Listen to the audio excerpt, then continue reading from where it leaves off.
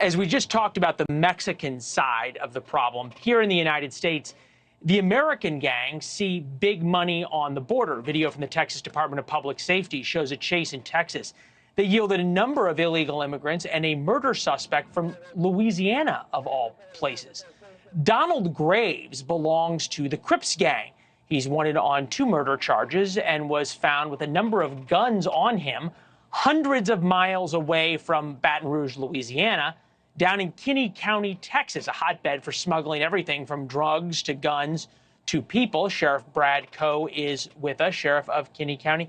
Hey, Sheriff, how do these gangbangers end up from selling dope and harassing people and killing people in Baton Rouge down in Kinney County? Good afternoon. One of the things we're seeing is they're getting all this information. They're being recruited off social media, whether it be Facebook, TikTok, Instagram, and they're promised big money for very little work. And in this case, this one was a lot of work for us because he came into town in a pursuit, went back out of town, then came back into town, and I was right there trying to keep him with everything I had to keep him out of town. And what's he do? He runs right into our feed store. He could have easily killed somebody in my county.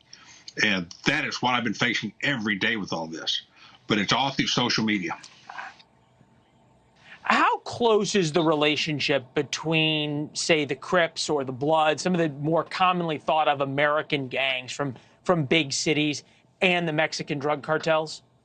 Oh, they're working hand in hand. That's one of the things that always upset me about the criminal enterprise. They will work together to make sure that that product gets from whether it's Mexico or Colombia up to Chicago or New York City.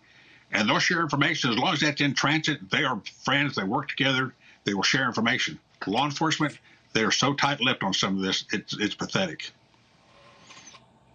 When you hear what the Biden administration has talked about doing to the cartels just across your border, have you seen any hint from federal law enforcement that the gloves are coming off and that the full weight of the federal law enforcement and also military options would be a threat to the cartels?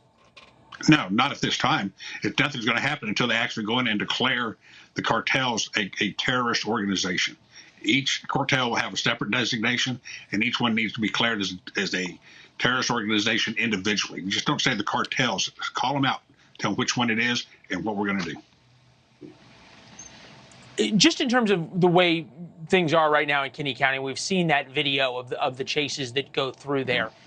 Is there any hope for getting control from a law enforcement standpoint of your streets without declaring them terrorist organizations and without dealing with the problems across the border?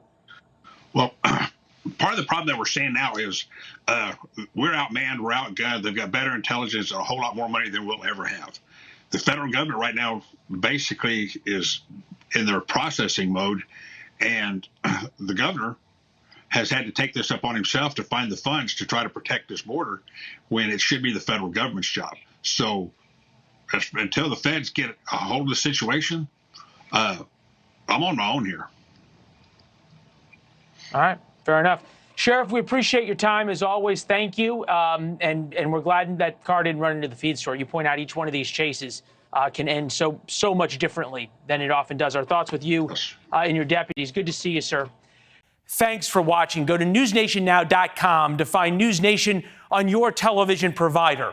And don't forget to subscribe. Click the red button to get more of NewsNation's fact-driven, unbiased coverage.